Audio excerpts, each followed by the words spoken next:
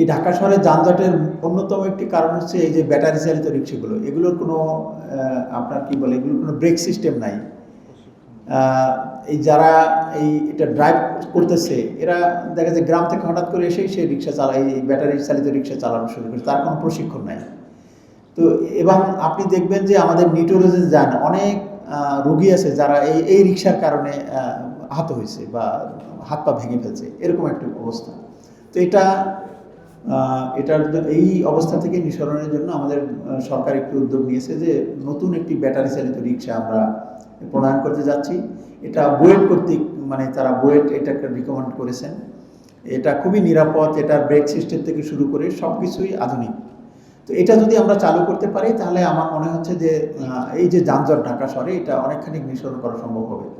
এবং আমরা আমাদের এই দক্ষিণ সিটিতে আমরা 150 জন ট্রেনারকে প্রথমে ট্রেনিং দিয়েছি। এটার জন্য আমাদের মন্ত্রণালয় আমাদের সহায়তা করেছে, আমরা ব্র্যাকের সহায়তা নিয়েছি।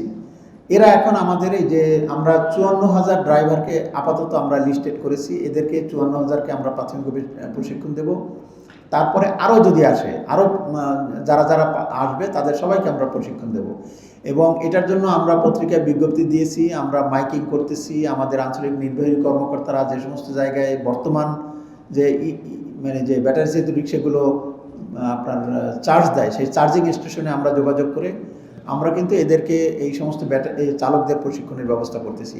এবং তাদের সাথে আমি নিজেও কথা বলতেছি যে যারা চালক, কারণ সামনে এগুলো গভর্নমেন্টের নীতিমালা হচ্ছে যে যাদের এই প্রশিক্ষণ না থাকবে তারা কেউ এই রিক্সা চালাতে পারবে না।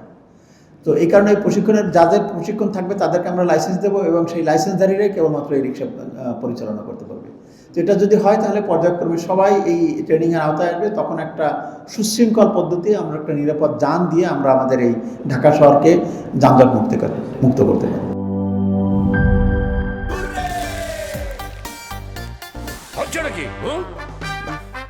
সিচুয়েশন যেমনই হোক, হুররে থাকলে নো টেনশন। মিল্ক ক্রিম আর এক্সাইটিং ফ্রুট ফ্লেভারে তৈরি হুররে ওয়েফারের মাঞ্চি টেস্টে আপনিও বলবেন টেনশন দূর রে, হয়ে যাক হুররে।